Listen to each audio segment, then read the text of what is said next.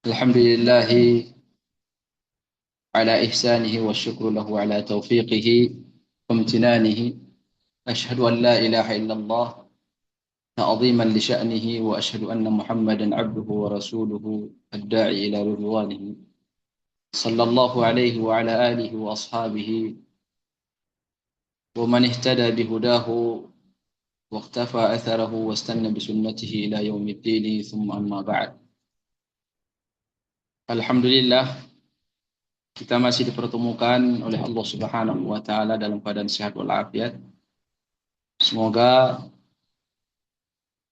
kesempatan Allah berikan kepada kita ini bisa menjadi ladang pahala untuk bisa menambah bekal menuju Allah Subhanahu wa taala, dan sebagai ladang untuk selalu mensucikan jiwa.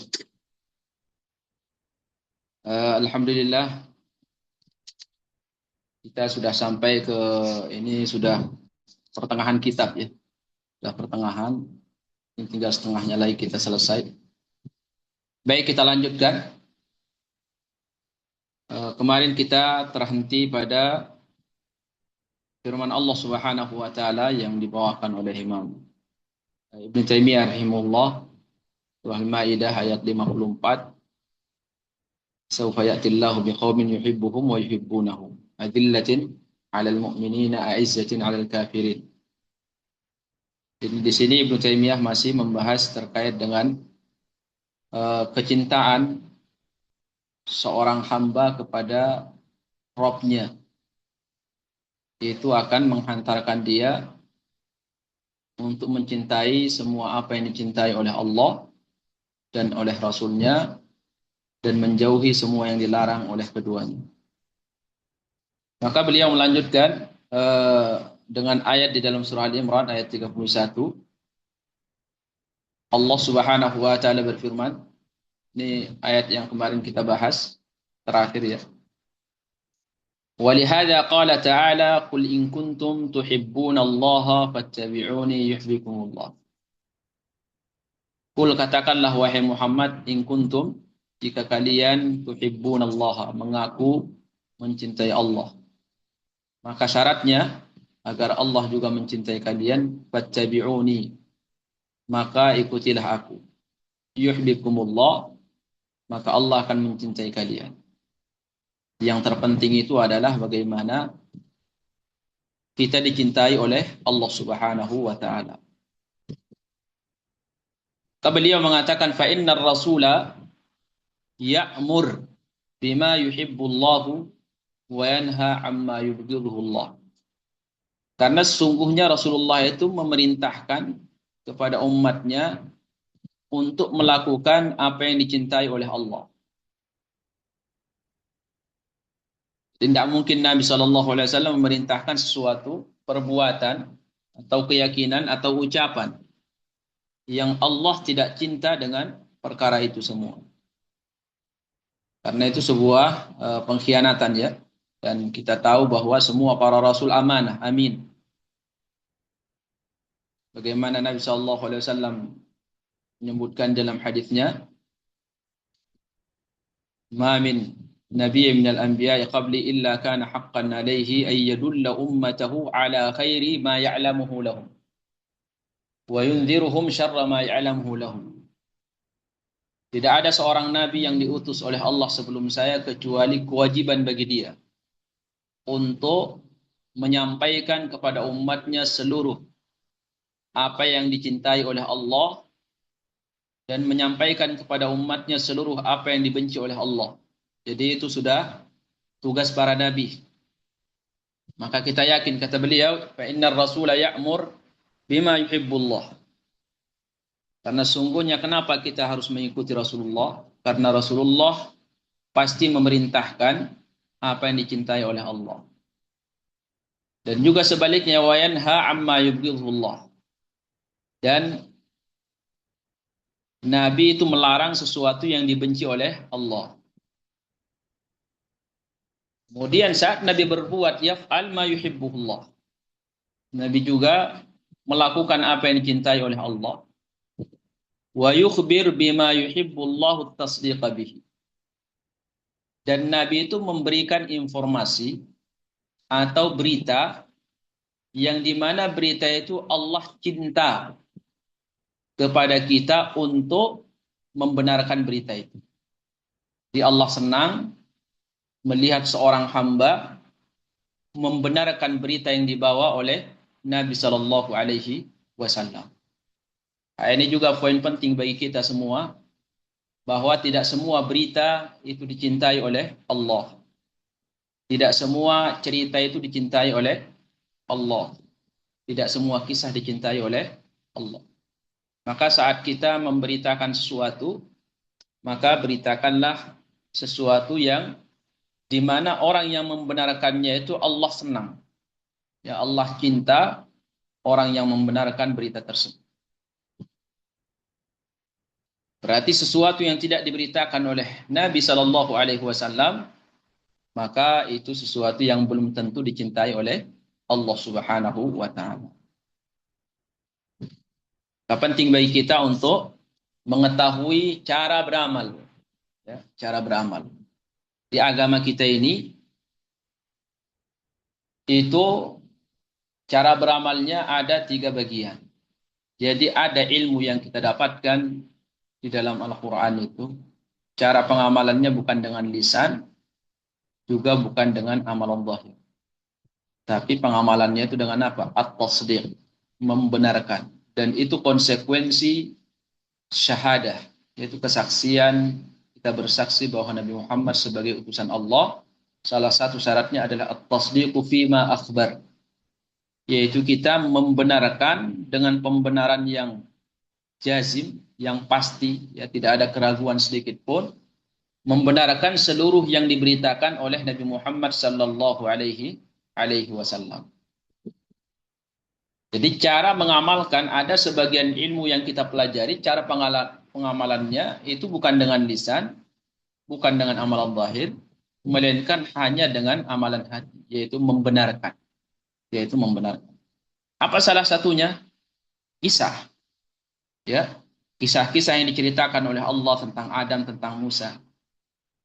Apakah itu diceritakan oleh Allah hanya sekedar dongeng belaka?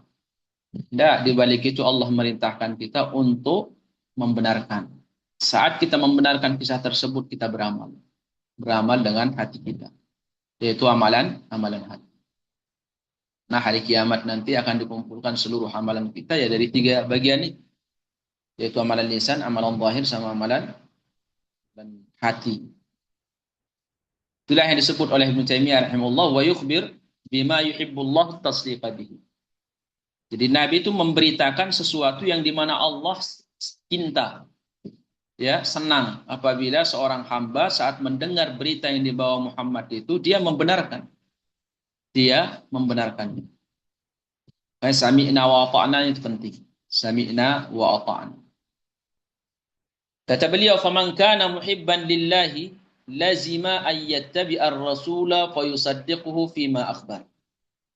Maka barang siapa yang cinta kepada Allah Subhanahu wa taala, maka pasti, ya, itu akan membawa dia untuk mengikuti Rasulullah. Kemudian dia membenarkan apa yang diberitakan oleh Nabi Muhammad, oleh Rasulullah, wa yuti'uhu fima amar. Tadi, ya, yaitu membenarkan apa yang diberitakan oleh Nabi. Kenapa? Karena berita itu jauh lebih banyak daripada perintah, ya, perintah yang maksudnya diamalkan dengan amalan lisan atau amalan zahir. Jauh lebih banyak, yaitu apa? Tasdik, membenarkan, yaitu amalan hati. Jauh lebih banyak. Contoh misalkan Allah mengisahkan tentang, yang menceritakan bahwa di sana ada neraka. Bagaimana kita mengamalkan? Ya tasdik, sekedar membenarkan saja. Bukan dengan lisan kita sebut neraka, tidak. Ya tasdik. Saat Allah Subhanahu wa taala mengabarkan ada surga, ya cara mengamalkannya tasdik, membenarkan, ya, mengimani. Dan begitu semua perkara-perkara yang sifatnya gaib atau kisah di zaman dahulu. umat sebelum kita yang pengamalannya hanya dengan amalan hati yaitu tasdik, maka kita cukup membenarkan. Wa yuti'uhu fima amar, dan mentaatinya apa yang dia perintahkan. Wa yata'assa bihi fima fa'al, dan mengikuti, mencontoh apa yang diperbuat oleh Nabi. Apa yang diperbuat oleh Nabi, yang dilakukan, nata'assa bihi, naqtadi, kita mengikutinya, kita contoh. Wa man fa'ala hadza faqad fa'ala ma yuhibbuhu Allah fa yuhibbuhu Allah. Maka barang siapa yang melakukan ini, dia membenarkan berita yang disampaikan Nabi Muhammad, kemudian taat terhadap perintahnya, mengikuti apa yang dia lakukan, yang diperbuat oleh Nabi Muhammad, maka sesungguhnya orang yang melakukan itu, dia telah melakukan apa yang dicintai oleh Allah.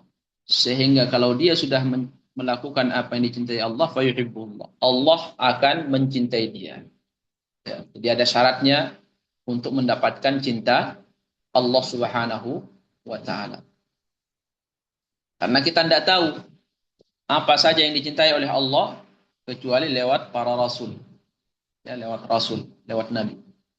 Wa ja'ala Allahu li ahli mahabbatihi alamataini. Kata Ibnu Taimiyah, maka Allah menjadikan bagi orang yang mencintai Allah itu ada dua tanda.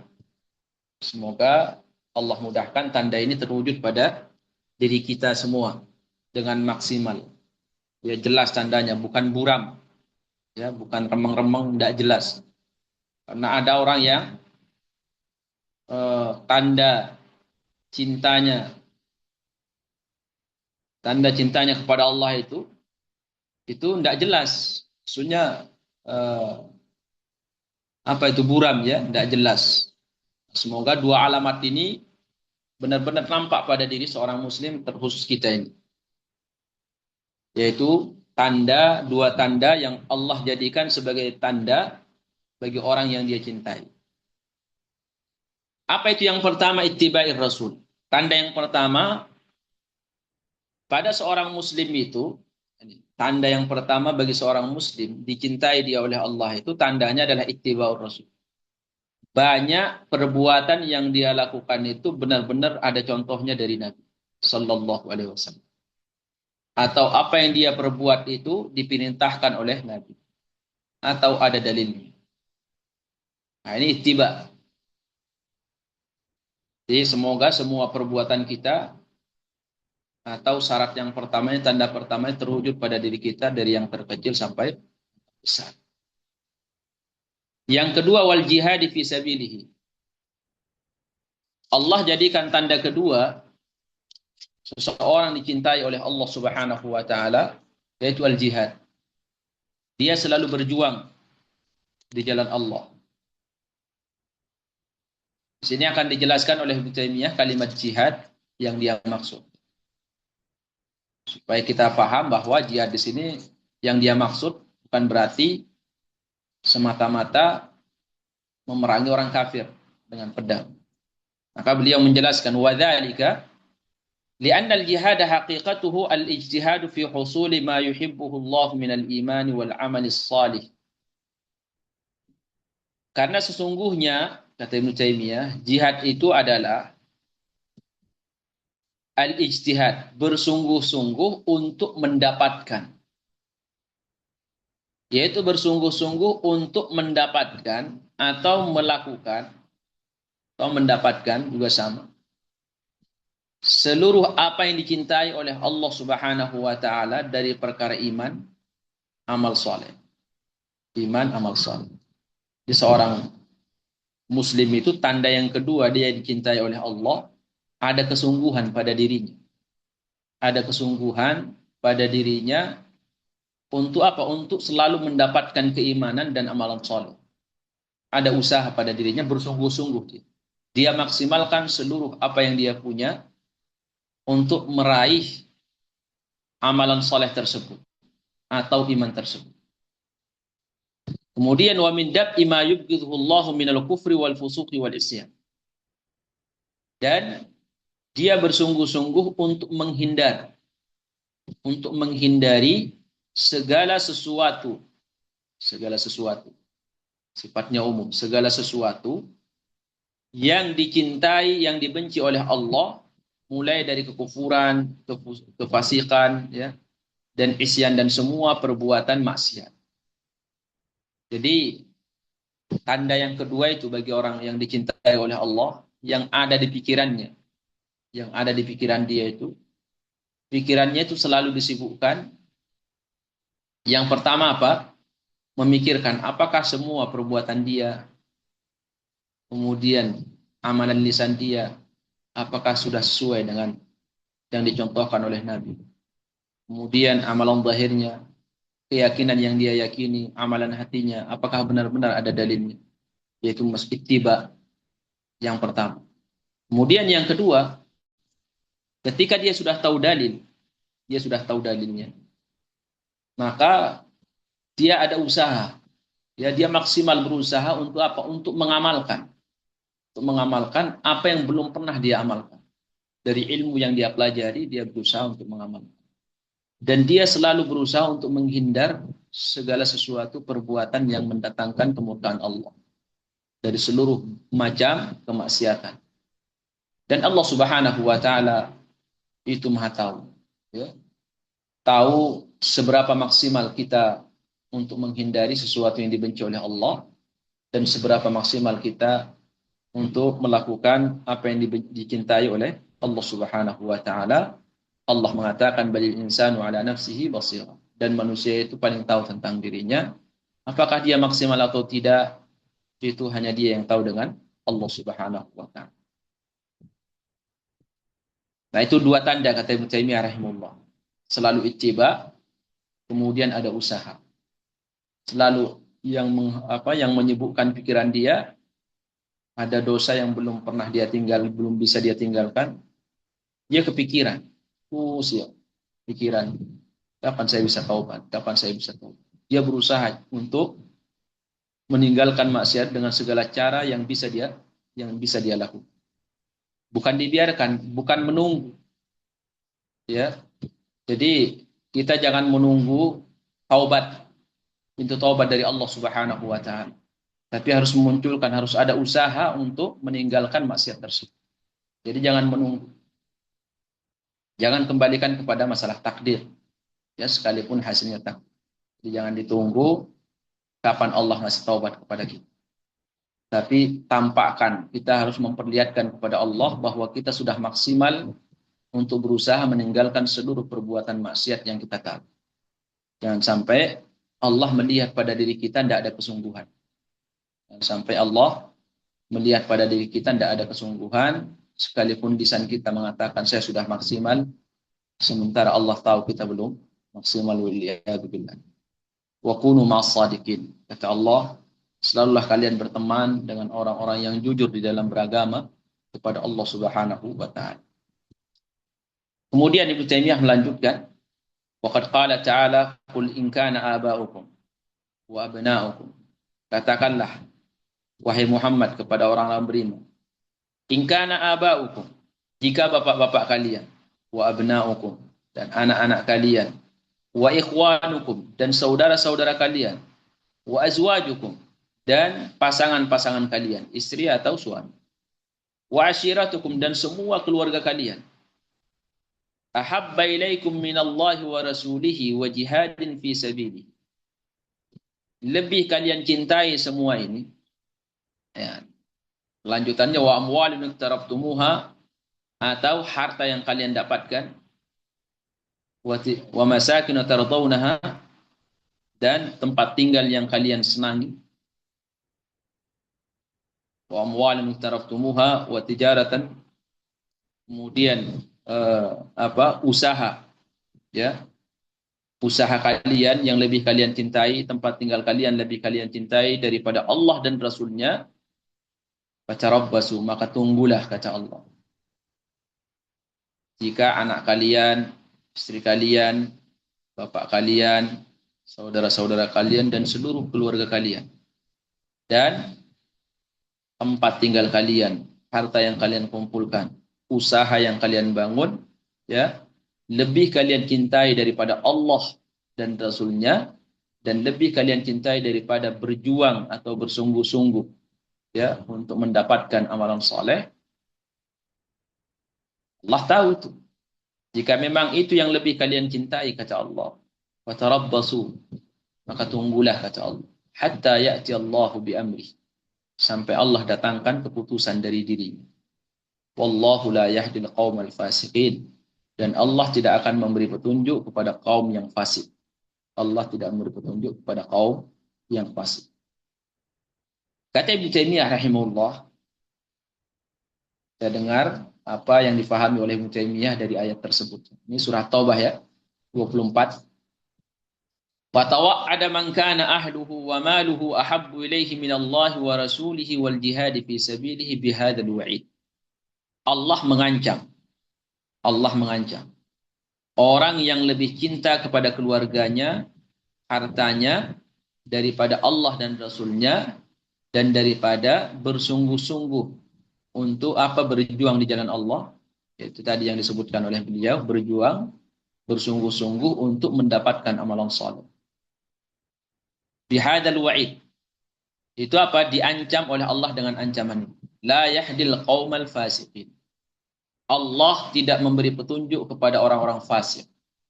Jadi di antara ciri orang fasik itu adalah mereka lebih cinta kepada tadi yang disebutkan oleh Allah. Itu ciri orang fasik. Dan mereka diancam tidak mendapat hidayah. Tentunya ini adalah bagian daripada dosa besar.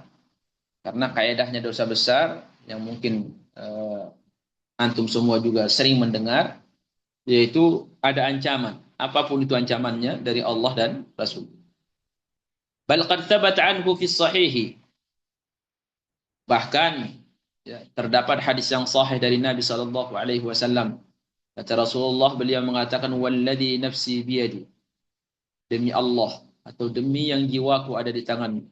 La yu'minu ahadukum. Tidak sempurna iman salah seorang di antara kalian hatta akuna, sampai aku ahabba ilaihi, lebih dia cintai, min waladihi, dari anaknya, wa walidihi, dari orang tuanya, wan nasi ajmain, dan dari semua umat manusia. Jelas ya. Wa fi sahih, juga di hadis yang sahih diriwayatkan oleh al-Imam al-Bukhari rahimahullah, anna Umar bin Khattab qala lahu. Suatu hari Nabi Umar bin Khattab berkata kepada Rasulullah, ya Rasulullah, wallahi la anta ahabbu ilayya min kulli syai'in illa min nafsi. Ya Rasulullah, kamu lebih saya cintai dari seluruh atau dari segala sesuatu. Jadi kamu lebih saya cintai dari harta saya, dari keluarga saya, dari istri saya, dari anak saya, dari semua yang keluarga saya. Bahkan dari semua dunia ini. Illa min nafsi. Tapi kata beliau, saya tetap lebih cinta terhadap diri saya daripada kamu. Makanya apakah dibenarkan itu kecintaan yang sempurna dari Umar kepada Nabi? Kata Nabi, la ya Umar. Itu tidak benar wahai Umar. Itu belum sempurna. Hatta akuna habba ilaika min nafsika. Sampai aku lebih kamu cintai sampai dari dirimu sendiri. Ya. Belum sempurna kecintaan kamu kepada saya sampai, atau belum sempurna ya, kecintaan kamu, keimanan kamu kepada saya sampai saya lebih kamu cintai dari dirimu sendiri. Umar tidak lama dia mikir. Langsung beliau saat itu mengatakan kepada Nabi, faqal, wallahi la anta habbu ilayya min nafsi. Maka demi Allah ya Rasulullah, engkau lebih saya cintai sampai dari diri saya sendiri. Kata Nabi, al-ana ya Umar. Baru sekarang wahai Umar, kecintaan kamu sempurna kepada saya. Nah, ini rekomendasi tazkiyah dari Nabi untuk Umar radhiyallahu anhu. Kata beliau, kata Ibnu Taimiyah, fa haqiqatul mahabbati la tatimmu illa bi muwalatil mahbub wa huwa muwafaqatuhu fi hubbi ma yuhibbuhu wa bughdu ma yubghid. Maka hakikat kecintaan itu tidak akan sempurna. Ya, hakikat kecintaan tidak akan sempurna kata Ibnu Taimiyah sampai kita, kecuali kita sudah melakukan loyalitas. Loyal yaitu cinta kepada segala sesuatu yang juga dicintai oleh Allah. Kita mengatakan cinta kepada Allah, tapi kita mengatakan cinta kepada Allah juga harus mencintai semua yang dicintai oleh Allah. Dan harus membenci semua yang dibenci oleh Allah. Wallahu yuhibbul imana wat taqwa wa yubghidul kufra wal fusuqa wal isyan. Allah mencintai semua keimanan, takwaan, dan Allah membenci kufuran, kefusukan, dan perbuatan maksiat. Maka kita juga harus membenci dan mencintai hal tersebut. Wa ma'lumun anna al-hubba yuharriku iradatal qalbi. Satu hal yang maklum dalam kehidupan manusia. Anna al-hubba, ini diketahui oleh semua orang, rumus dalam kehidupan. Anna al-hubba yuharriku iradatal qalbi. Kecintaan itu akan membangkitkan semangat di dalam hati, keinginan. Kalau kita cinta dengan sesuatu, maka akan muncul keinginan di dalam hati untuk mendapatkan sesuatu. Itu pasti. Itu sudah menjadi rumus, tidak mungkin diperdebatkan. Wa kullama qawiyatil mahabbatu fil qalbi, talabal qalbu fi'lal mahbubat. Semakin kuat kecintaan, semakin dalam kecintaan, semakin besar kecintaan di dalam hati terhadap sesuatu, maka hati itu akan meminta, ya, meminta seluruh anggota tubuhnya, matanya, semua yang dia punya, ya, anggotanya itu untuk dia akan mendapatkan apa yang dia cintai. Pasti. Fa idza kanatil mahabbatu tammatan istalzamat iradatan jazimatan fi husulil mahbubat. Maka kalau kecintaan di dalam hati tertancap dengan sempurna, maka itu akan memunculkan keinginan yang pasti, keinginan yang sempurna untuk mendapatkan sesuatu yang dicintai. Kalau keinginan kecintaan itu terhadap sesuatu sempurna, pasti keinginannya juga sempurna, pasti, ya, itu keinginan sempurna. Jadi kecintaan sama irada, mahabbah sama irada, itu dua hal yang tidak bisa terpisah. Mahabbah pasti ada keinginan. Ada kecintaan pasti ada muncul keinginan. Itu kata Ibnu Taimiyah. Bahwa keinginan itu muncul dari sifat mahabbah, kecintaan. Fa idza kana al-'abdu qadiran 'alaiha hassalah. Kalau seorang hamba punya kemampuan mendapatkan apa yang dia inginkan, maka dia berusaha untuk mendapatkan semua, maka dia akan mendapatkan semua, atau akan berusaha untuk mendapatkan semua yang dia cintai. Wa idza kana ajizan anha fa fa'ala ma yaqdiru alaihi min dzalika kana lahu ka ajril fa'il. Kalau seorang hamba itu punya kemampuan untuk mendapatkan, untuk beramal saleh, maka kalau dia benar-benar cinta dengan Allah Subhanahu wa taala, kecintaan yang sempurna, maka akan dia amalkan seluruh amalan saleh tersebut. Tapi kalau dia tidak sanggup, kecintaannya sempurna kepada Allah, tapi secara pengamalan dia tidak sanggup, tidak ada kesanggupan untuk mengamalkan semua amalan saleh yang bisa dia lakukan. Sehingga apa? Sehingga dia hanya mengamalkan yang mampu dia amalkan. Tapi dia ada keinginan kuat untuk mengamalkan yang lainnya, cuma tidak punya kemampuan, ajiz. Maka kana lahu ka ajril fa'il. Maka keinginan yang kuat untuk melakukan amalan saleh itu dikasih oleh Allah seperti apa? Seperti orang yang melakukan juga, pahalanya sempurna. Subhanallah, ya. Ini tentunya ini adalah rahmat dari Allah Subhanahu wa taala. Ketika Allah Subhanahu wa taala mengetahui seorang hamba punya keinginan kuat untuk mengamalkan satu amalan yang saleh, tapi secara zahir dia tidak punya kemampuan untuk mengamalkan amalan saleh tersebut, tapi keinginannya sempurna, ya, bukan sekedar keinginan yang lemah, tapi sempurna keinginannya, kepingin dia, cuma terhalang dengan kemampuan, maka dikasih dia pahala yang sempurna oleh Allah seperti fa'il, seperti orang yang melakukan. Sebagaimana Hadis Nabi SAW, "Man da'a ila hudan kana lahu minal ajri mithlu ujuri man ittaba'ahu min ghairi an yunqisa min ujurihim syai'an." Barang siapa yang selalu mengajak kepada petunjuk, kepada amalan soleh, maka dia akan mendapatkan pahala seperti pahala orang-orang yang mengikutinya, yaitu orang yang mengamalkannya. Min ghairi an yunqisa min ujurihim syai'an. Tanpa orang-orang yang mengamalkannya itu dikurangi pahalanya oleh Allah. Jadi orang yang mengajak kepada kebaikan, apapun itu kebaikan tersebut, ya, selama ada dalilnya dari Allah dan Rasulnya, maka orang yang mengajak, saat orang yang diajak itu mengamalkan apa yang dia sampaikan, maka dia juga dikasih pahala oleh Allah Subhanahu wa taala. Tapi bukan berarti pahala yang dikasih oleh Allah kepada dia pahala yang diambil dari orang yang mengamalkan, tidak. Masing-masing dikasih oleh Allah Subhanahu wa taala. Pelaku dikasih yang sempurna, yang mengajak juga dikasih sempurna oleh Allah Subhanahu wa taala. Makanya tanpa mengurangi pahala orang yang beramal. Yang mengerikan ini yang nomor 2. Wa man da'a ila dhalalatin kana 'alaihi min al-wizri mithlu awzari man ittabahu min ghairi an yunqisa min awzarihim syai'an. Wa man da'a ila dhalalah. Tapi siapa yang mengajak kepada kesesatan, wal iyad billah. Allahumma arinal haqqa haqqa warzuqna ittiba'ah wa arinal batila batilan warzuqna ijtinabah. Barang siapa yang mengajak kepada kesesatan, maka dia juga akan mendapatkan dosa yang sama, tanpa harus mengurangi dosa pelaku. Hanya kita ini hidup di zaman di mana mudah kita mendapatkan amal jariah, juga mudah kita mendapatkan dosa jariah. Maka bagi kita untuk selalu hati-hati, salah satunya jangan mudah menyebarkan, menge-share sesuatu yang tidak pasti, yang tidak jelas kebenarannya dari agama. Ya, kita harus hati-hati karena khawatir.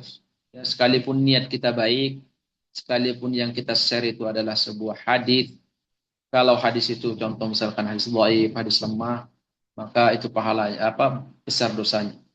Ya, besar dosanya di sisi Allah Subhanahu wa taala. Maka jangan sampai sembarangan kita nge-share apa yang masuk ke dalam handphone kita. Karena bisa jadi itu dosa jariah, bisa jadi pahala amal jariah. Dan juga Nabi SAW mengatakan, Inna bil madinati la rijalan ma sirtum masiratan wa la qata'tum wadiyan illa kanu ma'akum. Ini waktu perang Tabuk. Waktu perang Tabuk, banyak sahabat yang menangis.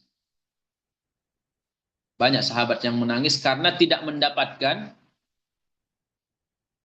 tunggangan, yaitu kuda untuk ikut perang bersama Nabi SAW. Jadi nangis mereka, datang kepada Nabi, ya Rasulullah, apakah ada kuda untuk kami pakai? Ada enggak kuda yang sedekah atau kuda zakat atau kuda apalah? Ya, kata Nabi, saya tidak punya. Akhirnya sahabat-sahabat ini, mereka punya keinginan kuat untuk ikut perang Tabuk saat itu. Akhirnya mereka tawallau wa ayunuhum tafidhu minad dam'i. Allah kisahkan dalam surat Taubah. Akhirnya mereka balik dan mata mereka itu menangis, kata Allah. Ya, hazanan alla yajidu ma yunfiqun. Karena mereka sedih tidak bisa ikut perang disebabkan karena mereka tidak punya harta. Karena Tabuk itu jauh, ya, 700 km. Dan jalan kaki tidak mungkin. Jalan kaki tidak mungkin. Sehingga sahabat yang tidak punya kendaraan saat itu, maka mereka yang benar-benar kepingin ikut perang, itu diantaranya ada yang menangis. Ya, ada yang menangis. Subhanallah. Setelah mereka balik, sahabat yang perang saat itu balik dari Tabuk, maka Nabi mengabarkan di tengah jalan, sesungguhnya kata Rasulullah ada sekelompok saudara kalian, sekelompok orang beriman di Madinah. Tidaklah kalian berjalan di satu jalan, dan tidaklah kalian melewati satu lembah, kecuali mereka bersama kalian. Para sahabat kemudian heran. Wahum bil Madinah. Bagaimana itu ya Rasulullah? Mereka di Madinah. Kok bisa mereka bersama kami? Kata Nabi, wahum bil Madinati habasahumul uzru. Ya, mereka jasadnya di Madinah, tapi keinginannya bersama kalian sehingga mereka juga mendapatkan pahala yang sempurna. Habasahumul uzru. Habasahumul uzru. Mereka itu tertahan oleh uzur. Nggak bisa hadir di tengah kalian karena ada uzur. Uzur syar'i. Ya, bukan uzur palsu. Di sini terkait dengan ayat yang ada di dalam surah Taubah, ya, Allah Subhanahu wa taala menyebutkan, dan ini dijadikan dalil oleh para ulama rahimahullah, bahwa capeknya seorang muslim karena beribadah. Kalau seorang itu capek karena ibadah kepada Allah karena amalan saleh, maka capeknya itu jadi amalan saleh. Dia dapat pahala, dia juga diampuni dosa-dosanya. Tapi kalau capeknya bukan karena ibadah, capek karena ya sebagaimana yang pernah kita sampaikan, capek karena yang sifatnya dunia atau yang sifatnya maksiat, dia capek karena maksiat, maka capeknya itu hanya menggugurkan dosa. Itu kata ulama rahimahullah ta'ala. Dia bercapek-capek, capek kita yang kita rasakan karena ibadah itu amalan saleh. Sebagaimana para sahabat dijanjikan oleh Allah Subhanahu wa taala, jika mereka menempuh suatu lembah, tidaklah mereka mendapatkan kehausan di tengah jalan waktu perang dan kelaparan, kecapean, ya, kecuali itu akan ditulis sebagai amalan saleh. Illa kutiba lahum bihi amalun saleh. Kecuali dicatat oleh Allah sebagai amalan saleh. Maka disimpulkan oleh para ulama, capeknya kita ya dalam beramal saleh, insya Allah seperti saat ini kita capek, ya, menahan diri untuk istirahat di waktu siang seperti ini, insya Allah capek kita juga amalan saleh. Kalau amalan saleh ada pahalanya juga menggugurkan dosa. Tapi apabila capek itu hanya disebabkan karena perkara dunia atau maksiat, maka itu hanya sekedar penghapus dosa. Baik, kita lanjutkan perkataan Ibnu Taimiyah rahimahullah. Di Nabi SAW mengabarkan bahwa ada di Madinah satu kaum, orang-orang beriman, saudara kalian. Tidaklah kalian berjalan di satu jalan, atau kalian melewati sebuah lembah, kecuali mereka juga mendapatkan pahala. Capeknya kalian saat berjalan di lembah atau di jalan di mana saja saat berperang, itu juga mereka mendapatkan hal yang sama, yaitu pahala yang sama. Kata beliau, Ibnu Taimiyah mengatakan, wal jihad huwa badlul wus'i. Yaitu, apa itu jihad? Apa itu berjuang? Berjuang itu atau jihad itu makna aslinya adalah badlul wus'i. Mencurahkan seluruh kemampuan. Mencurahkan seluruh kemampuan. Maka beliau kembali ke ayat tadi dalam surah Taubah. Kalau apabila anak kalian, semua keluarga kalian, harta kalian, tempat tinggal kalian, lebih kalian cintai daripada Allah dan Rasulnya, dan bersungguh-sungguh di jalan Allah, yaitu al-jihad, wa jihadin fi sabili. Apa itu jihad kata Ibnu Taimiyah? Badlul wus'i. Mencurahkan seluruh kemampuan, mengeluarkan seluruh energi yang kita punya. Wa huwal qudratu fi husuli mahbubil haqqi wa daf'u ma yakrahul haqqu. Apa itu al-jihad fi sabilillah? Yaitu kita mencurahkan seluruh potensi yang kita punya untuk mendapatkan atau mengamalkan amalan yang mahbub, yang dicintai oleh al-haqqi, yaitu Allah. Kita mencurahkan, mengeluarkan, memaksimalkan potensi semua yang kita miliki, kekuatan mata, pendengaran, jasad, ya, kemudian usia, waktu luang, harta, kemudian kesehatan berpikir, kecerdasan, semuanya dicurahkan semuanya untuk meraih atau melakukan atau mendapatkan apa yang dicintai oleh Allah. Dan berusaha untuk apa? Untuk menghindari semua yang dibenci oleh al-haqqu, yaitu Allah. Fa idza tarakal abdu. Jadi itu yang disebut dengan jihad yang asli, ya. Jihad yang sebenarnya, atau makna jihad yang sebenarnya itu adalah seperti itu. Makanya salah satunya masuk perang melawan orang kafir. Karena orang perang itu dia akan curahkan seluruh kemampuannya untuk bisa membunuh. Ya. Kekuatan apapun yang dia punya akan dia keluarkan. Kecerdasan apapun yang dia punya, ya, kehebatan di dalam peperangan akan dia tumpahkan semuanya untuk apa? Membunuh. Maka perang itu disebut jihad. Karena dia sendiri adalah badlul wus'i, mencurahkan seluruh potensi yang kita punya. فإذا ترك الأبد ما يقدر عليه من الجهاد كان دليلا على ضعف محبة الله ورسوله في قلبه. Kalau seorang muslim, seorang hamba meninggalkan amalan yang dicintai oleh Allah sementara dia mampu untuk melakukannya, ya, tapi dia tarakal jihad, ada amalan soleh di depan mata dia, tapi dia tinggalkan. Dia tidak mau beramal soleh, tidak mau mengamalkan amalan tersebut. Sementara dia punya kemampuan, tapi dia bermalas-malasan. Dia tidak mencurahkan seluruh kemampuannya untuk bisa mengamalkan amalan soleh tersebut. Karena dalilan, itu apa tandanya? Dalilan ala dha'fi mahabbatillahi wa rasulih fi qalbi.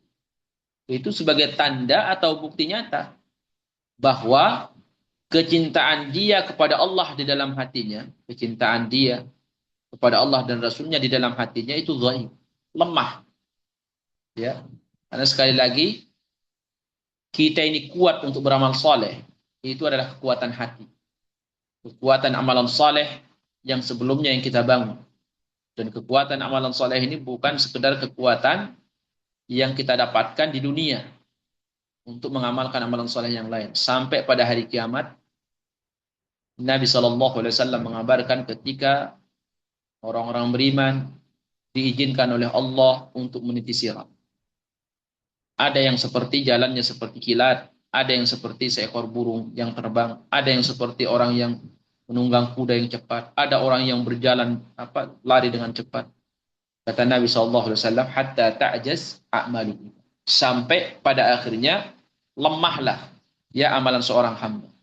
Hatta yasira ar-rajul la yastati'u as-sayr, hatta ya'ti ar-rajul la yastati'u as-sayra illa zahfa. Sampai ada nanti seorang hamba, kata beliau, dan Nabi SAW datang meniti sirat itu dalam keadaan merangkak. La yastati'u as-sayr, dia tidak bisa berjalan sempurna. Ya, illa zahfan, kecuali merangkak. Kenapa dia merangkak? Tidak bisa dia berdiri di atas sirat, berjalan sempurna. Karena kekuatan amalannya itu tidak sanggup membuat dia berdiri. Dia lemah sekali kekuatan, yaitu kekuatan amalan saleh. Hatta ta'jazu a'malu. Jadi lemahnya amalan dia waktu di dunia itu yang membuat dia tidak bisa berjalan, sampai berdiri aja tidak bisa. Dia berjalan dengan merangkak, kekuatan amalan saleh. Jadi seseorang, kata Ibnu Taimiyah, yang malas mengamalkan amalan saleh yang bisa dia amalkan, dia tidak mencurahkan seluruh kemampuannya yang Allah berikan, hakikatnya itu tanda yang nyata bahwa cinta dia kepada Allah dan Rasulnya di dalam hatinya itu lemah. Wa ma'lumun anna al-mahbubati la tunalu ghaliban illa bihtimalil makruhat, sawa'un kanat mahabbatan salihatan aw fasidatan. Dan menjadi rumus dalam kecintaan. Maklum itu maknanya rumus lah. Semua orang tahu. Ya, rumus dalam cinta itu, kalau seseorang mencintai sesuatu, maka segala sesuatu yang dicintai itu biasanya, umumnya rumusnya itu la tunal, tidak bisa diraih kecuali dengan apa? Kesabaran. Yaitu sabar untuk menghadapi seluruh rintangan yang berat. Segala sesuatu yang dicintai pasti itu ada tantangannya. Maka untuk mendapatkan yang dicintai harus sabar. Ihtimalil makruhat. Sabar menghadapi tantangan yang berat. Siapa yang tidak sabar, maka dia tidak akan meraih apa yang dia cintai. Makanya Sufyan Ats-Tsauri rahimahullah taala mengatakan, bis sabri wal yaqini tunalul imamatu fiddin. Ya, kemuliaan di dalam agama itu diraih dengan dua senjata. Satu, sabar dan yakin. Sabar menghadapi seluruh tantangan dan yakin akan berhasil. Dua itu dijadikan senjata. Allah jadikan, kabarkan itu senjata orang beriman. Kemuliaan di dunia itu akan didapat dengan dua senjata. Wa ja'alna minhum a'immatan yahduna bi amrina. Kemudian kata Allah, kami jadikan sebagian mereka sebagai apa? Kelompok orang yang selalu memberikan petunjuk kepada orang lain. Dia ada sekelompok hamba Allah Subhanahu wa taala di dunia ini. Dia itu kesibukannya apa? Ngasih petunjuk kepada orang. Ngasih petunjuk orang lain, diarahkan kepada kebaikan. Kenapa? Yahduna bi amrina. Jadi mereka itu mendapatkan lentera, mendapatkan cahaya untuk bisa ngasih cahaya juga kepada orang lain. Kapan mereka bisa mendapatkan cahaya itu? Kata Allah Subhanahu wa taala, "Lamma sabaru wa kanu bi ayatina yuqin." Tatkala mereka sabar untuk mendapatkannya dan mereka yakin untuk meraih. Jadi sabar sama yakin. Karena orang yang sabar tidak yakin juga tidak dikasih oleh Allah. Atau orang yang yakin tapi tidak sabar juga tidak dapat. Sama seperti orang belajar sama. Ada orang cerdas tapi tidak sabar, tidak dapat. Ada orang sabar tapi tidak yakin, juga sama. Dia lama belajar, tapi karena tidak ada keyakinan, akhirnya apa? Hampa semua. Hanya waktu aja yang lewat. Jadi rumus dalam cinta itu adalah segala sesuatu yang dicintai. Baik itu kata Ibnu Taimiyah mahabbah salihah atau fasidah, baik itu kecintaan yang sifatnya benar, cinta yang benar, atau cinta yang rusak. Cinta yang rusak. Intinya segala sesuatu yang dicintai, biasanya rumusnya akan didapat setelah mengeluarkan pengorbanan. Al-azimu la yunalu illa bitadhiyatil azim. Atau dalam istilah ulama lain, al-azimu la yunalu illa bitadhiyatil azim. Sesuatu yang besar tidak bisa didapat kecuali dengan pengorbanan yang besar. Kita mau mendapatkan sesuatu yang besar, pasti juga harus dikeluarkan yang besar. Itu harus ada timbal balik. Ya, kama tadin al jazaa'u min jinsil amal. Ya, kama tadin tudan. Sebagaimana kau berbuat seperti itu kau akan dibalas. Ya, tapi orang yang hanya punya keinginan untuk mendapatkan sesuatu yang besar, yang mulia, tapi tidak mau berjuang, kalau penyair itu mengatakan orang gila. Itu orang gila. Sampai mereka mengatakan tamannaita antum siyafaqihan munadhiran bighairi ana'in wal junun funun. Walaysa iktisabu malin bighairi masyaqqatin tahammuluha wal ilmu kaifa yakun. Ya. Kamu kepingin pintar, pingin cerdas. Nah, ini sekedar contoh aja ya. Pingin cerdas, pingin pintar. Tapi kamu tidak mau bercapek-capek, tidak mau berkorban. Orang yang cari harta aja peras keringat. Ya, mereka itu berjuang sabar. Untuk apa? Untuk menghadapi tantangan itu. Bagaimana dengan ilmu? Kata penyair itu, wal jununu funun. Orang yang hanya ingin mendapatkan sesuatu tapi tidak mau berkorban, itu al jununu funun. Orang gila banyak macamnya, salah satunya orang seperti ini. Jadi ulama itu mengecapnya orang gila. Dan itu orang di dalam Al-Qur'an banyak Allah sebutkan itu ahli kita, al-amani, hanya berangan-angan. Ya, ada keinginan ini, tapi tidak berjuang. Tidak berjuang, tidak mau berkorban. Contohnya misalkan kita sekarang ini tanya, mau ndak hafal Quran? Pasti semua mau. Orang beriman itu pasti mau hafal Quran. Ya. Tapi mau ndak dia melakukannya? Tidak mau melakukan. Itu maknanya apa? Majnun. Orang gila. Hanya kepingin apa? Kepingin ngafal, tapi tidak mau berkorban, tidak mau capek. Jadi harus capek. Sama amalan soleh itu, kita harus capek. Harus capek melawan hawa nafsu, harus capek ini dan itu, harus capek. Kalau kita tunggu tiba-tiba langsung jadi wali, tiba-tiba langsung dicintai oleh Allah, itu Allah sebutkan dalam Al-Quran, itu amani ahli kitab. Laisa biamaniikum wala amani ahli kitab. Bukan dengan angan-angan kalian, juga bukan dengan angan ahli kitab. Itu angan-angan. Semuanya butuh bukti burhan. Ya, butuh bukti. Allah itu butuh bukti. Apa buktinya? Ada jihad, perjuangan. Fal mahbubu lil mali war ri'asati was suwar la yanaluna matalibahum illa bi dharar yalhaquhum fid dunya ma'a ma yusibuhum min ad-dharar fid dunya wal akhirah. Ibnu Taimiyah rahimahullah. Ya. Fal mahbubu lil mal. Orang fal muhibbuna lil mal, orang yang cinta, kepingin dapat harta, war ri'asah, kedudukan, was suwar atau gambar. Maksudnya ini gambar perempuan atau laki-laki yang amrod seperti yang disebutkan oleh Ibnu Taimiyah sebelumnya. La yanalun. Mereka tidak mendapatkan itu semua yang mereka inginkan, yang mereka cintai, illa bi dhararin yalhaqum fid dunya ma ma yusibuhum min ad-dharar fid dunya wal akhirah. Kecuali mereka itu ada pengorbanan. Baik itu pengorbanan yang mereka dapatkan zahir di dunia ini, atau pengorbanan yang sifatnya hari kiamat. Itu ada pengorbanan. Contoh, orang yang ingin mendapatkan jabatan. Dia ambisi sekali untuk mendapatkan jabatan. Ada tidak yang dia korbankan? Harta ada, pasti. Semua pikirannya pasti dia curahkan. Sampai pengorbanan masalah akhirat. Akhiratnya pasti dia korbankan.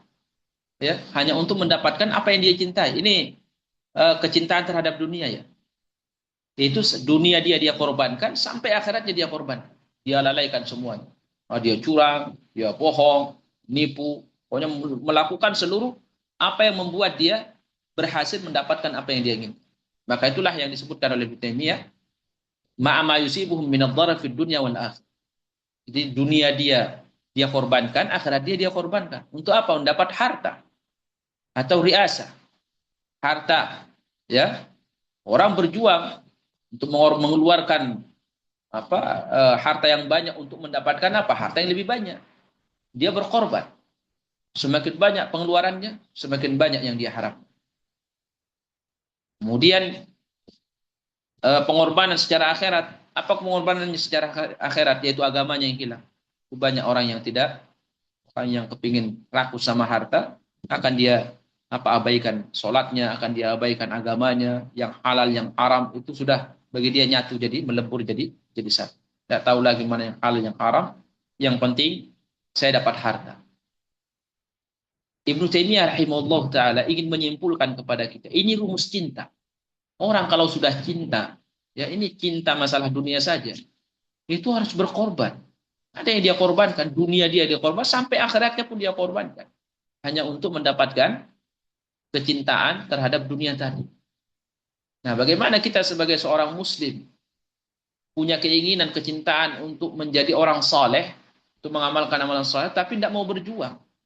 Sementara tadi tanda orang yang dicintai Allah itu apa? Ittiba'ur Rasul wa bad'il usi, yaitu ada jihad, ada perjuangan, ada kesungguhan mencurahkan seluruh kemampuan yang Allah berikan kepada dirinya untuk mendapatkan apa yang dia cintai, yaitu amalan saleh.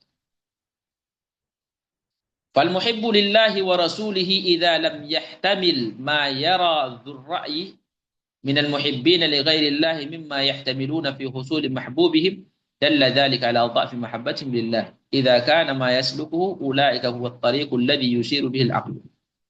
Baik, saya simpulkan ini perkataan Ibnu Taimiyah. Maka orang yang cinta kepada Allah, kata beliau, dan Rasulnya, tapi tidak sabar untuk mengambil resiko, tidak sabar untuk menghadapi seluruh tantangan, ya, seluruh tantangannya, seperti orang-orang yang ingin meraih dunia, mereka berkorban, rela berkorban siang malam seluruh yang mereka punya. Maka kalau orang yang beriman ini, yang mengaku cinta kepada Allah dan Rasulnya, ingin mendapatkan kecintaan dari Allah dan Rasulnya juga, sementara mereka la yahtamil, lam yahtamil itu la yasbir, dia tidak sabar untuk menghadapi tantangannya supaya mendapatkan apa yang dia inginkan, yaitu kecintaan Allah dan Rasulnya. Ini semua menunjukkan kepada dha'fu mahabbatihim lillah. Itu menunjukkan lemahnya kecintaan dia kepada Allah Subhanahu wa taala. Jadi kita tidak perlu tanya-tanya pada diri kita, apakah saya dicinta Allah? Cinta saya kepada Allah ini besar apa kecil?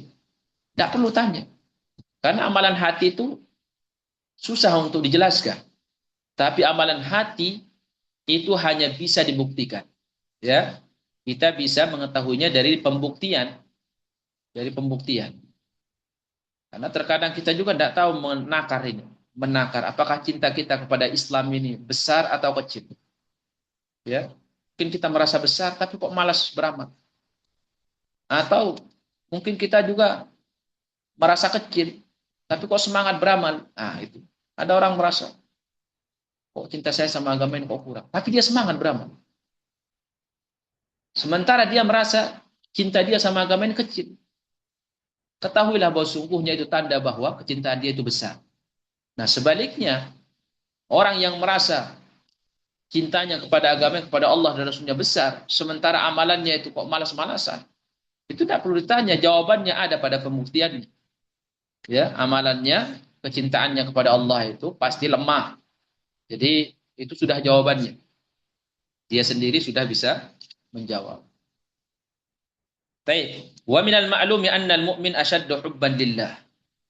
Wa minal ma'lum. Nah, ini juga Masya Allah. Jadi Ibnu Taimiyah rahimahullah taala, jamaah sekalian, itu memberikan kepada kita rumus, ya, rumus. Rumus dalam, kalau dalam bab ini rumus dalam cinta, ya. Rumus dalam cinta. Di dalam Al-Qur'an Allah Subhanahu wa taala kata Ibnu Taimiyah, "Wa minal ma'lum anna al-mu'min ashaddu hubban lillah." Kama qala ta'ala.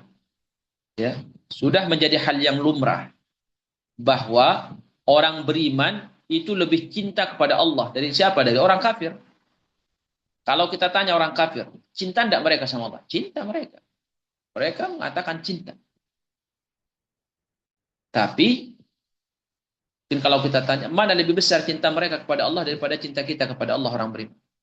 Allah mengatakan, wa minan nasi may yattakhidhu min dunillahi andada yuhibbunahum ka hubbillah walladzina amanu ashaddu hubban lillah. Ada sebagian orang-orang yang menjadikan tandingan bagi Allah, mereka itu mencintainya, ya, mencintai Tuhan-Tuhan mereka itu seperti cintanya mereka kepada Allah. Dan orang beriman jauh lebih besar cinta mereka kepada Allah. Di sini salah satu penafsirannya ini, ya, ayat ini, kata ulama rahimahullah, Allah mengabarkan bahwa orang yang membuat tandingan bagi Allah, baik itu dukun atau patung atau sembahan selain Allah, matahari, kayu, apalah itu yang disembah selain Allah, atau apalah yang diyakini selain Allah yang kita kasih hak mutlak Allah kepada dia, ya, sifat kekhususan bagi Allah. Contoh bisa menyembuhkan, misalkan tahu yang gaib, itu kan sifat atau milik mutlak Allah Subhanahu wa taala, tidak boleh kita kasih kepada manusia. Intinya siapa saja yang melakukan tandingan bagi Allah, itu sehebat apapun, Allah itu mengabarkan mereka juga cinta sama Allah. Juga mereka cinta sama tandingan-tandingannya, tandingan Allah yang mereka buat. Orang penyembah berhala, itu kalau ditanya cinta juga sama Allah. Tanya mereka.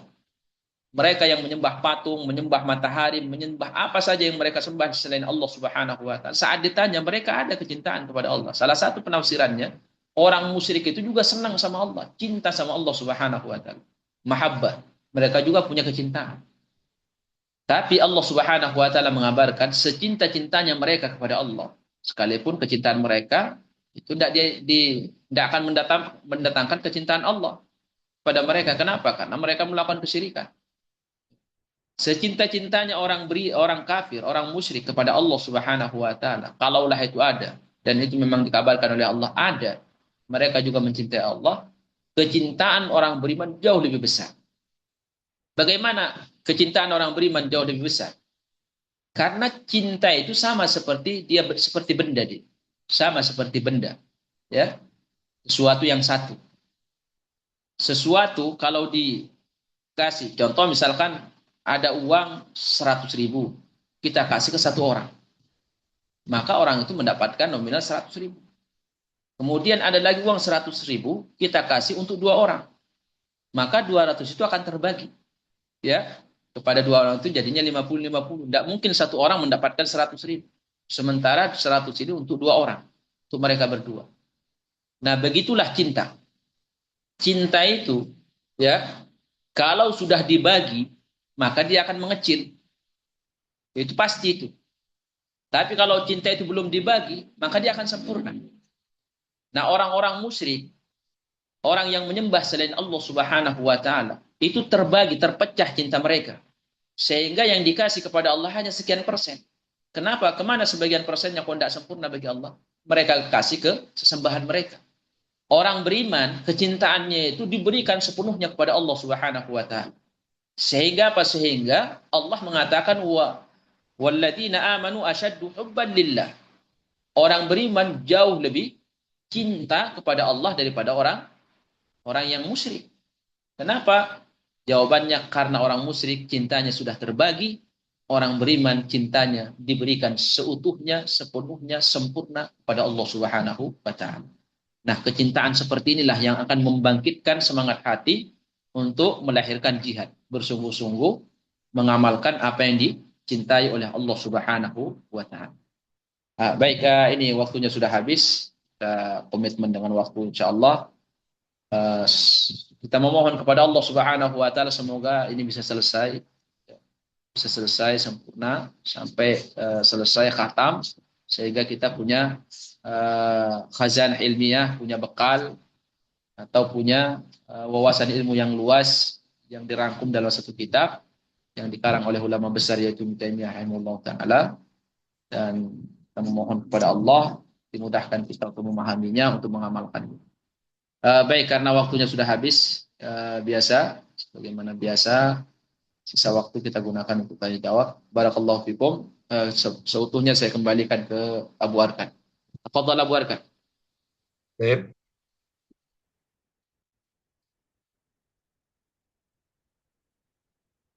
dan oleh Nah, Al-Ustadz Aiman.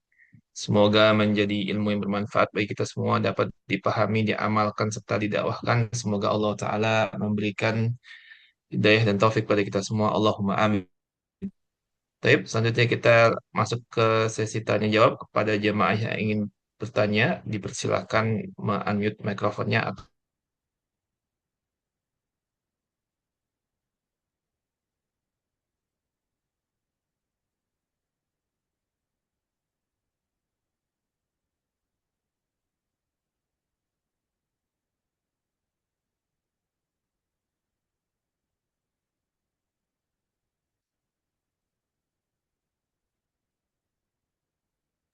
Assalamualaikum warahmatullahi wabarakatuh. Karena nggak ada yang nanya, saya nanya Ustadz. ya, insyaallah. Mau bertanya, mohon dijelaskan kembali Ustadz. Saya agak rada masih belum paham. Tadi Ustadz mengatakan bahwa eh, kalau kita yang capek-capek dalam melakukan sesuatu yang Allah cintai, beramal itu kan capeknya mendapatkan pahala dan ampunan dosa gitu ya Ustadz. Iya. Nah, sedangkan orang yang bermaksiat, yang tidak melakukan sesuatu yang tidak Allah cintain, itu diampunin dosanya. Begitu Kak Ustadz memahaminya tadi Ustadz menyampaikannya? Iya, capek. Kita bicara masalah capeknya ya. Ya Capek capeknya. yang iya. Nah, Itu bagaimana memahaminya Ustadz? Dia capek dalam bermaksiat, tetapi diampunin dosa. Bukannya yang dilakukan itu mengandungkan dosa. Bagaimana penjelasannya Ustadz? ya, itulah alhamdulillah kita ini sudah dikasih rumus di dalam beragama oleh para ulama rahimahullah. Eh, Sebagaimana Imam Asy-Syatibi mengatakan, ad-dinu la ya'ti ad-dinu qad ya'ti bima yuhayyirul uqul wa la ya'ti bima yastahil. Agama kita ini itu terkadang mendatangkan sebuah syariat atau informasi yang membuat akal tidak sanggup untuk mencerna. Tapi agama kita ini tidak ada satu yang didatangkan informasi atau syariat apapun yang sifatnya itu mustahil. Ya. Jadi dia itu mendatangkan sesuatu yang pasti terjadi dan hak. Tapi terkadang banyak yang juga yang membingungkan atau membuat akal kita tidak sanggup memahami. Maka segala sesuatu yang kita tidak sanggup memahami salah satu perkara yang gaib, itu senjata kita cuma satu, sami'na wa ata'na, tanpa masuk kepada perincian. Nah, alhamdulillah, ini kalau kita lihat secara kasat mata, kalau kita kembalikan ke akal, memang susah untuk dicerna. Tapi para ulama rahimahullah taala mengatakan karena adanya dalil dari Nabi SAW, maka sami'na wa ata'na. Apa dalilnya? Diriwayatkan oleh Bukhari Muslim, hadis dari Abu Hurairah radhiyallahu anhu. Nabi sallallahu alaihi wasallam mengatakan, "Ma min musibatin tusibul muslim." Tidak ada satu musibah yang menimpa seorang muslim. Min wasabin wala nasabin. Wasab wala nasab. Wasab itu sakit, nasab itu capek. Baik dia itu musibah sakit apa saja, kecuali illa kafarallahu bi khataya, kecuali Allah menghapuskan dosa-dosanya sesuai dengan kadar sakitnya. Begitu juga capeknya. Ya, dia capek, merasakan capek. Capek ini bukan maksiat. Capek ini bukan maksiat. Karena di luar kemampuan kita, di luar kodrat kita. Dia ini musibah. Capek itu musibah. Kenapa? Dia bukan ikhtiar kita. Jadi pemberian dari Allah Subhanahu wa taala tanpa ada campur tangan kita. Makanya capek itu disebut oleh Nabi musibah. Ya, itu musibah. Begitu juga rasa galau kata Nabi, rasa khawatir, rasa sedih, itu semua musibah. Musibah terhadap hati. Sampai apa? Sampai gangguan dari orang lain, kita diganggu sama orang, dizalim sama orang, diomelin sama orang, direndahkan sama orang, di apa lagi? Pokoknya dijatuhkan sama orang, semua gangguan dari orang lain itu akan menghapus dosa-dosa kita. Nah, kita ini bahas masalah capek tadi. Karena Nabi SAW menyebutkan capek yang dirasakan oleh seorang muslim. Karena tadi di awal hadis itu mayusibul muslim. Ya, tidaklah ada sesuatu yang musibah yang menimpa seorang muslim. Syaratnya orang muslim. Ya, sampai capek. Capek itu disebutkan secara umum oleh Nabi. Min wasabin wala nasabin. Nasab ini kalau dalam itu tidak ada alif lamnya. Dia nakirah. Kalau nakirah sifatnya umum. Ya, mutlak masuk ke semuanya. Capek apa saja. Selama itu capek, maka dia akan menggugurkan dosa-dosa kita. Jadi kalau capek kita ini sampai capeknya, kalau capek kita ini karena misalkan sepedaan pagi-pagi atau jalan pagi kita capek, gugur dosa-dosa kita. Karena itu musibah capek itu. Ya, tidak ada orang yang bisa menghindar dari capek. Kita pengen tidak capek, tidak bisa. Kita lari tapi tidak pengen capek, tidak bisa. Ya, tidak bisa. Kita lari itu dibolehkan, mubah. Ya, tidak ada perintah, juga tidak ada larangan. Ibahah dia, mubah. Saat kita lakukan, kita capek. Berarti kita capeknya karena hal yang mubah. Itu menggugurkan dosa-dosa kita. Ya, secara otomatis. Ini penggugur otomatis. Kalau ulama menyebutnya penggugur otomatis. Sekalipun kita tidak ada niat. Karena ini, kata ulama, tidak diperlukan niat. Saya ingin capek supaya nanti ya, tidak diperlukan niat. Kalau niat mungkin ditambah lagi sama Allah, yaitu niatnya. Niatnya berarti amalan saleh. Baik. Nah, terkadang saat kita memahami capek ini karena maksiat.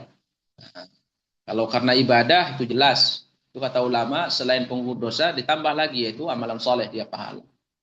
Nah, bagaimana orang yang capek karena maksiat? Contohlah ada orang mencuri. Mencuri itu maksiat. Akhirnya apa? Dikejar dia. Dikejar. Akhirnya apa? Akhirnya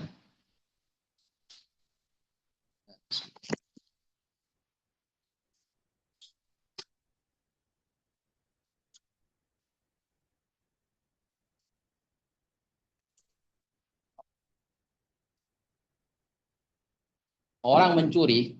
Ya, kemudian habis mencuri karena dia dikejar orang capek. Mencuri itu haram. Mencuri itu haram. Tapi dia capek akibat mencuri. Capek ini maksiat enggak? Bukan maksiat. Capek itu bukan, itu musibah. Tapi kan karena maksiat. Iya, karena maksiat. Tapi capek itu bukan maksiat. Tidak semua orang mencuri secara otomatis capek. Ya. Maka itu musibah. Karena dia musibah, maka dia akan menggugurkan dosa. Cuman capek itu akan digugurkan dosa kita oleh Allah sesuai dengan kadar capek kita. Sesuai dengan kadar capek kita. Digugurkan dosa-dosa kita. Dia mencuri. Apakah akan secara otomatis terhapus dosa mencurinya? Belum tentu. Karena bisa jadi yang dihapus oleh Allah ini itu dosa-dosa kecil. Ya. Atau kalau dia tidak punya dosa kecil, sebagaimana Imam Nawawi mengatakan, ya dihapus sebagian dosa besarnya.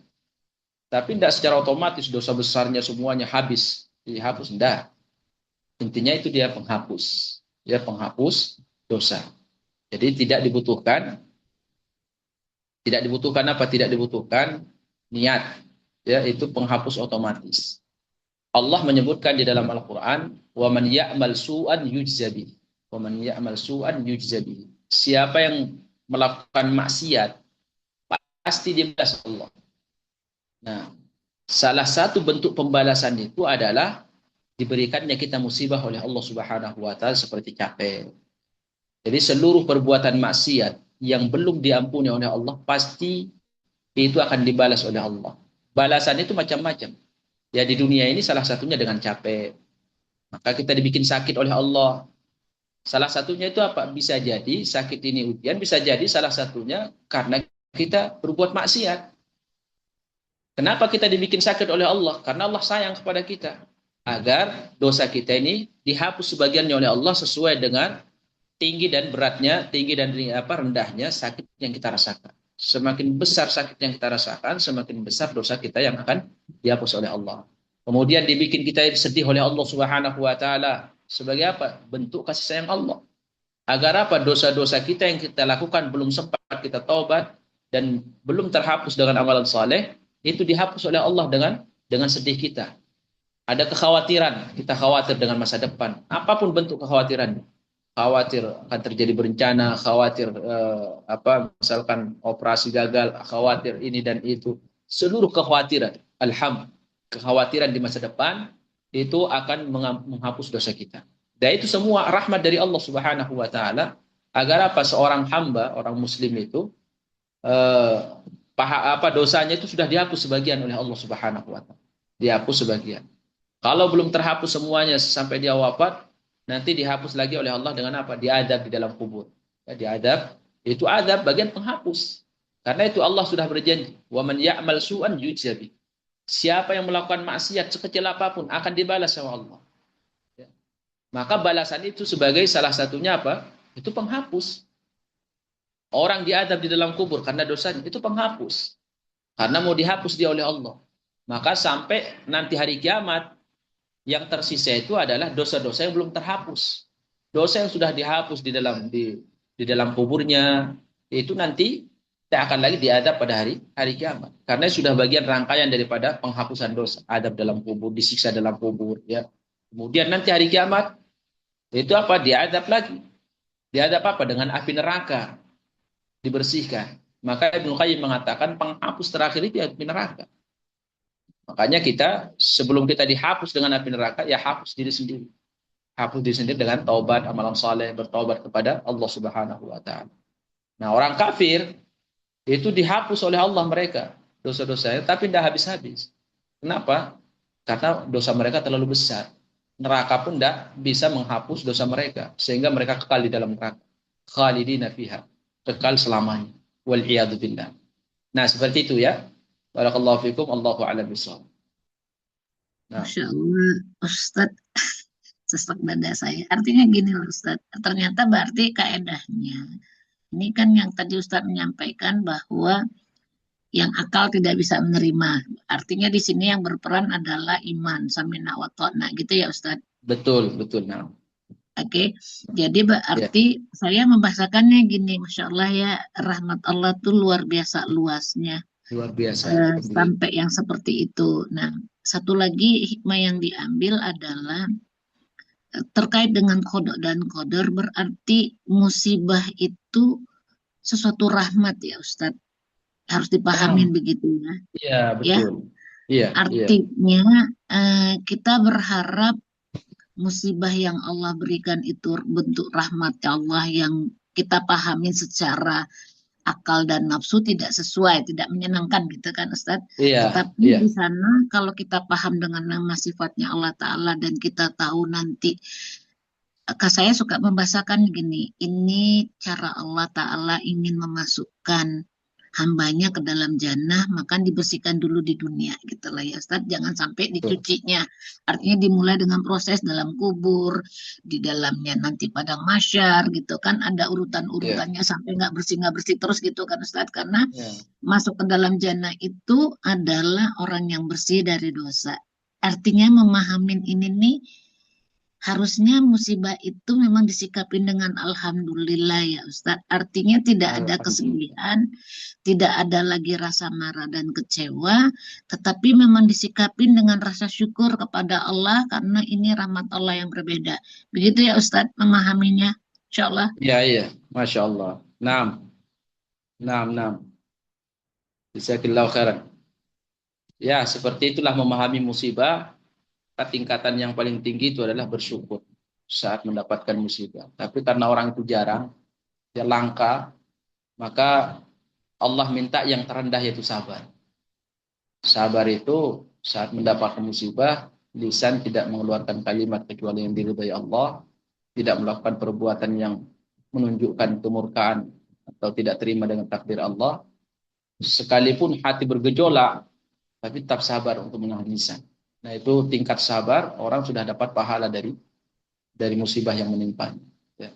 Dari musibah yang menimpanya, karena kesabarannya, ihtisab, dan gugur dosa-dosa. Seperti itu. Allahu a'lam. Berarti Ustadz, sikap lamalan hati seperti ini tidak mungkin bisa didapat seseorang kecuali dia betul-betul mengenal nama, sifat, dan perbuatan Allah. Artinya begini Ustadz, testimoni bagi diri saya, belajar tauhid gitu loh. Kan intinya kita ini kan harus mentauhidkan Allah. Ibnu Taimiyah itu membagi tauhid itu menjadi 3, tauhid rububiyah, uluhiyah, dengan asma wa sifat. Itu ya Ustadz. Saya testimoni diri belajar tauhid dengan mentauhidkan Allah, tapi tidak utuh memahami rububiyahnya Allah. Sedangkan qada dan qadar itu kan adalah bagian dari rububiyahnya Allah Ta'ala, gitu kan Ustadz? Nah, Nah, dan kemudian tidak mengenal lagi dengan nama, sifat, dan perbuatan Allah. Dan saya berusaha begini Ustadz, koreksi saya. Saya bahasanya itu begini, bertanya-tanya kepada diri saya, bagaimana bisa mengamalkan dengan mengenal Allah dengan nama, sifat, dan perbuatannya. Ternyata yang saya pahami, qada dan qadar ini kan 24 jam ya Ustadz, terbagi. Artinya saya memahami dengan 3 hal yang kita alami setiap waktu dengan 3 aja. Kalau nggak musibah kita harus diperintahkan bersabar. Kalau tidak diberikan kemudian nikmat kita diperintahkan untuk bersyukur. Jika kita tergelincir dalam satu kemaksiatan kita disuruh bertobat. Itu kan Ustadz. Nah, kalau kita tidak mengenalnya, sehingga kan kita tidak bisa memunculkan nama Allah Ta'ala di sana, Ustadz. Iya. Iya kan, artinya kalau tadi tuh Allah maha mensyukur, saya kemarin baca gini, Allah maha mensyukurin. Iya, sekecil apapun Allah balas itu, gitu loh. Kita berbuat banyak banget terhadap seseorang, misalnya gitu, Ustadz. Begitu satu kali kita berbuat salah, hapus semua yang kebaikan itu. Iya kan? Iya, betul. Artinya selama ini kan yang membuat rusak hubungan itu kan karena itu Ustadz. Karena kita mengharapkan ataupun interaksi Allah kepada manusia ini kan interaksi yang berharap dihargai, gitu loh ya kan. Sedangkan kita tidak, kalau kita kembali kepada Allah, sudah kamu tidak mau menghargainya, sudah aku menghargai, mintanya dari Allah Ta'ala karena Allah maha mensyukuri. Nah ini kan harus mengenal nama Allah Ta'ala, Allah Syakur gitu loh Ustadz. Saya testimoni diri gini, saya memahami nama Allah Ta'ala itu, Asmaul Husna itu hanya untuk meminta gitu loh Ustadz, berdoa. Ternyata aplikasinya di dalam kehidupan ini luar biasa. Oh ini muncul nama Allah nih yang terhadap seperti ini. Oh ini Allah nih yang seperti ini gitu. Sehingga tidak ada jalan kecuali betul-betul harus memulai mengenal Allah Ta'ala dengan nama sifatnya. Yang belajar tauhid terpotong, terputus dengan uluhiyahnya saja. Gitu loh. Begitu ya Ustadz. Artinya Ibnu Taimiyah kan tidak ingin memisahkan. Hanya membagi, kan beda memisahkan dengan membagi Ustadz. Iya, itu hanya sekedar ini aja. Sekedar untuk memudahkan kita untuk paham. Ya, betul, memudahkan. Tetapi kami kebanyakan tadinya itu kan sehingga memisahkan. Menganggap bahwa tauhid rububiyah itu adalah orang kafir juga memahaminya gitu. Tetapi tauhidnya orang kafir itu kan rububiyah yang tidak mendorong dia menjadi uluhiyah gitu kan Ustadz. Sedangkan kita kan di dalam kehidupan kita ini kan semua rububiyahnya Allah Ta'ala. Tidak ada pun yang bergerak kecuali dengan rububiyahnya Allah Ta'ala gitu loh. Artinya rububiyah ini kan sesuatu hal yang luar biasa. Yang tadinya dianggap sesuatu hal yang tidak ingin seperti itu. Tetapi sepertinya seperti memisahkan tidak terlalu penting gitu loh. Yang penting itu uluhiyah. Bagaimana beribadah kepada Allah Ta'ala. sedang mengabaikan rububiyahnya. Padahal ini kan bagian satu kesatuan yang tidak bisa dipisahkan, gitu ya Ustadz. Saya Iya, lama-lama tuh suka berpikir gitu ya, Masya Allah ya. insya Allah. Bersyukur kepada Allah Ta'ala di usia yang di senja gini, Allah berikan pemahaman gitu loh Ustadz. Selama ini selalu bertanya-tanya, bagaimana ya saya mengaplikasikan eh, betul-betul nama Allah itu setiap kita melihat sesuatu itu hadirnya Allah gitu loh. Apapun yang kita lihat di sana adanya Allah gitu loh. Itu kan kalau kita tidak berusaha memahamin, oh iya ya nih kalau ada musibah berarti apa yang kita sebut nama Allah di sini ya sabur, ya Allah engkau maha sabar gitu loh, beri saya kesabaran gitu kan Ustadz. Kalau bersyukur, kita bilang ya syukur ya Allah engkau maha mensyukurin. Tidak satu pun. Bahasanya gitu. Kalau kita diberikan tergelincir dari maksiat, kita dengan afu ya ghafar ya tawab gitu. Saya merasa, oh ternyata simulasinya itu demikian ya Ustadz. Insya Allah. Iya, Masya Allah. Iya, artinya nih membutuhkan waktu yang panjang, artinya banyak sekali kita terjatuh kepada kodok dan kodor dengan rasa marah, dan rasa kecewa, dengan rasa bermacam-macam lah. Yang itu tanpa kita sadarin, kita sebenarnya sebel kesel marahnya kepada penyebabnya makhluk. Tapi sesungguhnya itu sepadannya kan kepada Allah, hakikatnya gitu loh Ustadz. Nah, Gitu Kak Ustadz memahaminya. Takutnya bahwa iya, masih salah memahaminya Ustadz. Anda sudah benar itu, Masya Allah. Ya, apa yang disampaikan Bu Meti itu memang benar ya. Jadi kalau ulama itu meringkasnya seperti itu. Ya. Tidak ada nama Allah Subhanahu wa taala yang Allah namakan dirinya dengan nama tersebut, atau tidak ada sifat yang Allah sifati dirinya dengan sifat tersebut, kecuali semuanya itu ada keterkaitannya dengan kehidupan kita. Itulah ringkasnya seperti itu. Ya. Allah menamakan dirinya dengan zat yang maha pengampun, ada kaitannya dengan kita sebagai hamba. Maka kita tergelincir kepada dosa agar kita apa? Agar kita bertaubat kepada Allah, Allah mengampuni. Atau juga Allah mengatakan dirinya Al-Ghafur, Maha Pengampun. Kenapa? Itu menunjukkan ada kaitannya dengan kita. Sekalipun kita tidak terjatuh kepada maksiat yang sifatnya itu zahirnya maksiat secara kasat mata. Tapi kita bertobat kepada Allah Subhanahu dari apa? Dari ketidakmaksimalan kita beribadah kepada Allah. Ketidakmaksimalan kita beribadah itu membutuhkan taubat. Sampai Umar mengatakan taubatnya kita butuh taubat. Karena taubat kita tidak maksimal butuh kepada taubat. Jadi ketidakmaksimalan kita beramal itu membutuhkan apa? Membutuhkan taubat. Jadi semuanya itu tidak ada nama Allah yang Allah namakan dirinya dengan nama tersebut, dan tidak ada sifat yang Allah sifati dirinya dengan sifat tersebut, kecuali itu ada pengaruhnya dalam seluruh kehidupan kita, aspek kehidupan kita apapun itu, baik manis atau pahitnya, suka dan dukanya, gembira dan sedihnya, itu ada keterkaitan hubungan kuat dengan nama dan sifat Allah. Maka benar bahwa orang yang paham dengan nama dan sifat Allah Subhanahu wa taala, maka dia akan lebih mudah untuk bisa berinteraksi dengan makhluk, ya, dengan berbagai macam latar belakang, ya, seluk beluk liku-liku sifat antara satu orang dengan orang lain, itu akan bisa dihadapi saat dia paham dengan nama dan sifat Allah Subhanahu wa taala. Ya, kurang lebihnya seperti itu ya. Masya Allah, ini pas ya, setengah tiga. Nah, Baik, baik, Ustaz. Allahu a'lam bishawab. Ya, Masya Allah. Khairan barakallahu fikum atas jawaban dari Al Ustaz dan juga pertanyaan dari jamaah. Karena waktunya Ustaz sudah berakhir, Ustaz. Pas, Ya, alhamdulillah. Jadi Masya Allah. Alhamdulillah. harus akhiri kajian ini Ustaz ya. Ya, Sebelum kajian ini diakhiri, Anda mewakili jamaah mengucapkan jazakallahu khairan wa barakallahu fiik wa ahsanallahu ilaik Allahumma atas amin wa iyyakum. waktu, ilmu, faedah dan nasihat yang telah disampaikan ya Al Ustaz Abu Aiman. Semoga Ustaz dan keluarga beserta kita semua selalu dalam penjagaan Allah Subhanahu wa taala. Allahumma amin. Baik, kita tutup majelis ini dengan doa kafaratul majelis. Subhanakallahumma Subhanallah. bihamdika asyhadu an la ilaha illa anta astaghfiruka wa atubu ilaik. Wassalamualaikum warahmatullahi wabarakatuh.